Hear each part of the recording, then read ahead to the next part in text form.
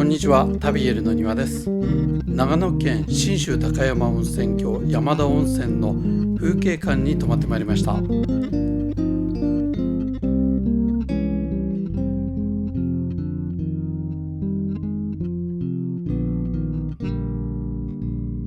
山田温泉は善光寺のある長野市を背にして走ること30分ほどですが、その前にちょっと寄り道するとすればここ、古い町並みにシャレオツなカフェなんかがあったりする小布施は、立ち寄りするにはもってこいの距離にあります。そして小布施といえば栗の栽培されている畑が道端にちらほら見えたりします。新和栗っていうんですかね、新しい和栗だけで作ったモンブラン、厳密に言うとモンブランじゃないらしいですが、それが食べられる店があるんですが、そこは確か秋限定だったかと思います。こちらは確か通年食べられる煙突のモンブラン。概要欄に以前小布施に行った時のブログのリンクを貼っておきます。山に向かって走っていると、土壁の蔵やリンゴ畑、さらにはそば道場なる看板まで見えて、いよいよ信州の匂いがプンプンしてきました。民家が見えなくなってくると同時に、木々に囲まれた山道、山田温泉も近い。山田温泉は信州高山温泉郷の一つ。他には奥山田温泉、七味温泉、五色温泉、松川峡谷温泉、蕨温泉、小安温泉があります。いずれもほぼ一軒宿みたいな感じの温泉場のようですが、山田温泉だけはかろうじて温泉街のようなものを形成しています。深く V 字に削られた峡谷に沿って宿屋が数軒並ぶ静かな山の温泉地。存在感ある唐破風の共同浴場大湯がシンボルとしてあります。ちなみに唐破風とはこの入り口のひさしというか屋根というか、その部分を湾曲させて作ることを言うそうです。その隣が風景館です。約260年前創業の歴史のある宿。ご主人の関谷さんは8代目にあたるそうだ。初代はもともと上杉謙信の家臣だったそうで、戦の後にここに移り住んだそうで、乱世とはいえたくさんの人を切ってしまった。その償いで残りの人生をお寺の住職として人の心に寄り添うか、温泉宿をなりわいとして人の心を癒そうかというところが始まりだったようです。横に開けたロビーの窓からは松川渓谷の素晴らしい景色。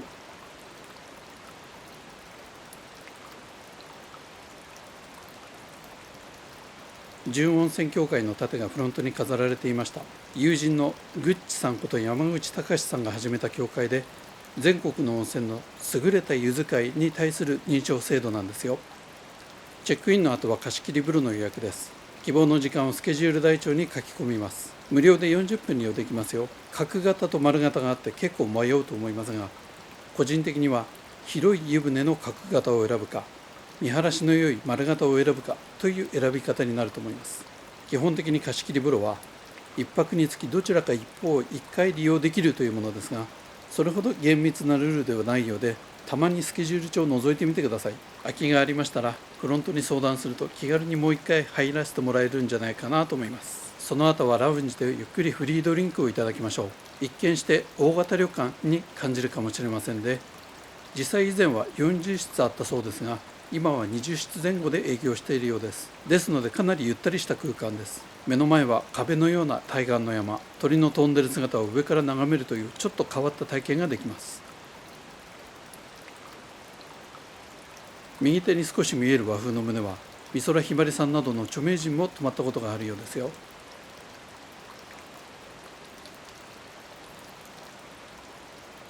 お部屋は本館和室10畳で、この宿の一番オーソドックスなタイプだと思います。近年にリニューアルされているようで小綺麗で良いです。そして部屋からはロビーをさらに上回る景色。眺めもこのタイプの部屋が一番良さそうで、初めての方はここを選んでおくのが間違いないと思います。このお宿が1年で一番にぎわうのは10月の中旬から11月の中旬にかけて、もちろんこの峡谷が紅葉に染まる時期、想像してみてもこれはすごそうです。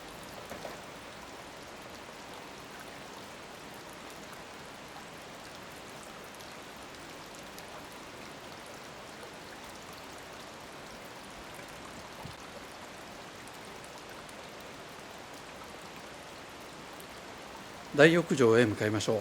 歴史のある宿でのあるあるで、廊下を歩いていると時代のありそうなところもあれば、きれいにリニューアルされているところもあります。一番乗りの内湯、戸を開けると硫黄の香り、硫黄っていうと白濁したゴリゴリの酸性のお湯が思い浮かびますが、あれっておならみたいなちょっと恥ずかしい匂いであったり、酸っぱいような刺激臭だったりしますよね。大体ここのはアルカリ性が関係しているのか分かりませんが、硫黄の成分が多いくせになんとも穏やかな心地いい匂い。僕はおならの方も酸っぱい方の匂いも割と好きですが、シャンプー類でこの匂いを邪魔することに罪悪感を覚えるほど大切にしたい匂いです。一番風呂のせいか入ってみるとキリリと熱く、血液が騒ぎ出します。そのせいか湯上がりには清涼感を感じました。温度を下げるために少し水が足されていますが、これは山の湧き水だそうです。源泉はこの上流 1.5km ぐらいのところで自噴しているそうです。すごいですね、自噴。つまり地面を何百メートルもボーリングしてポンプで汲み上げるんじゃなくて、自然に湧いてきている。古来からの温泉はこの自然湧出が多いということをグッチさんが教えてくれました。チェックインの前に見せていただきましたが、景色も含めて女湯も大体こんな感じだと思って間違いありませんよ。貸切風呂へ向かいます。この渡り廊下はなんか人の宿に来たような趣ですね。行き着く先に谷合を見下ろす2カ所の貸し切り風呂があります。こちらは角型、ハックルベリーフィンのツリーハウスの家でお風呂に入る気分です。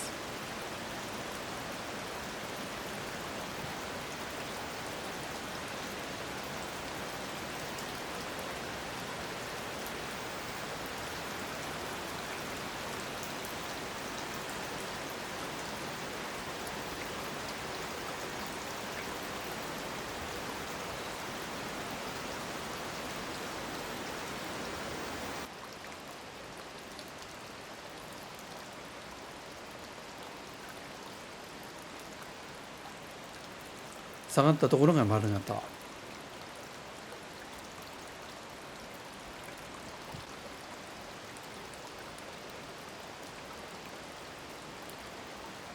絶景の露天風呂です。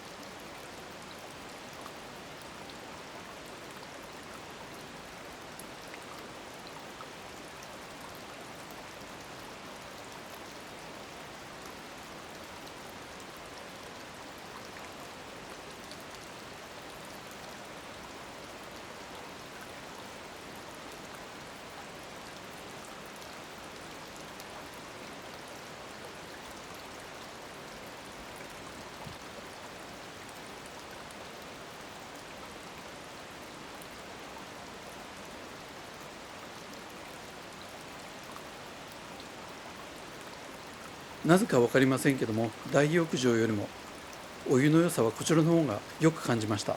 舐めてみると軽くしょっぱい、昆布茶ぐらいの塩気があります。道理で温まるわけです。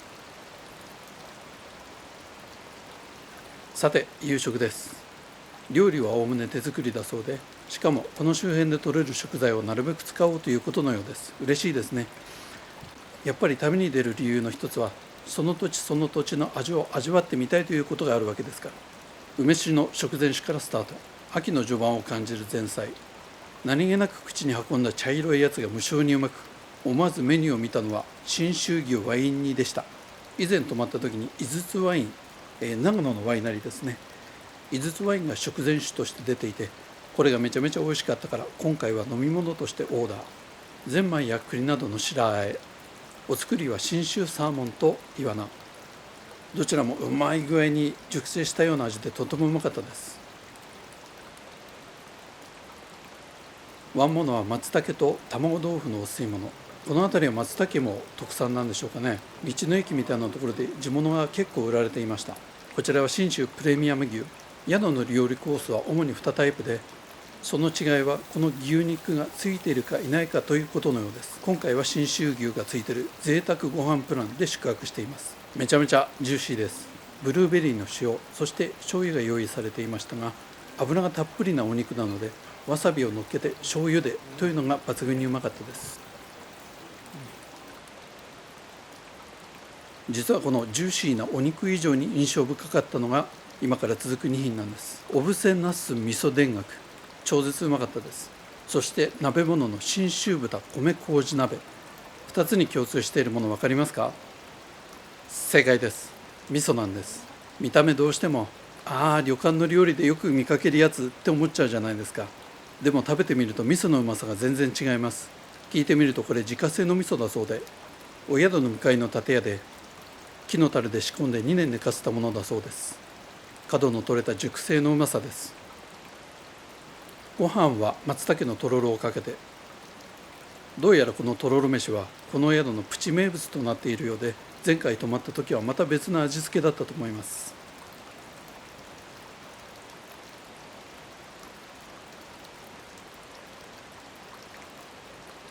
デザートは2種類もたらされました。相方と相談して仲良く一方を選んでくださいとのこと。プリンと杏仁豆腐、そこにシャインマスカットが乗っています。食後貸し切り風呂が空いているようなので、もう一回お願いしちゃいました。ライトアップされて幻想的です。日中はちょっと恥ずかしいわという方もこの時間だったら良いでしょうね、きっと。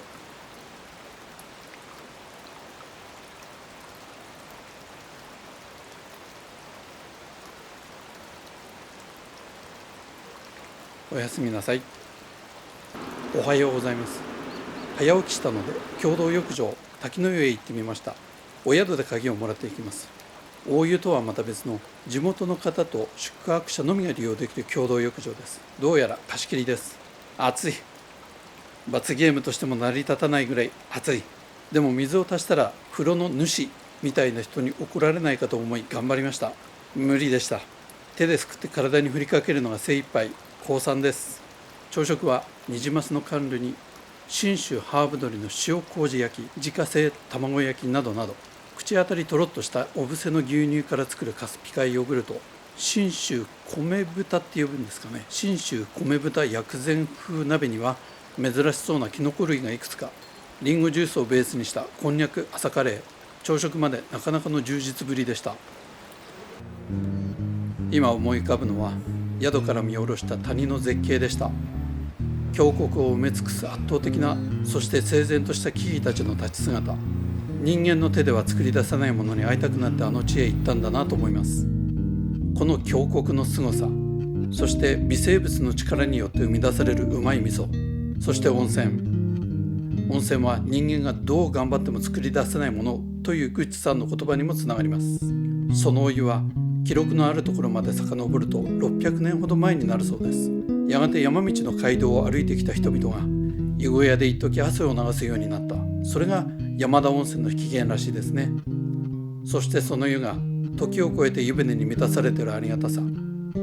僕たちはそんな人間の手では作り出せないものに無性に惹かれるものなのでしょう。チェックアウトしてもうしばらく自然の圧倒的な力を感じに行くことにしました。快晴です。すがすがしい日。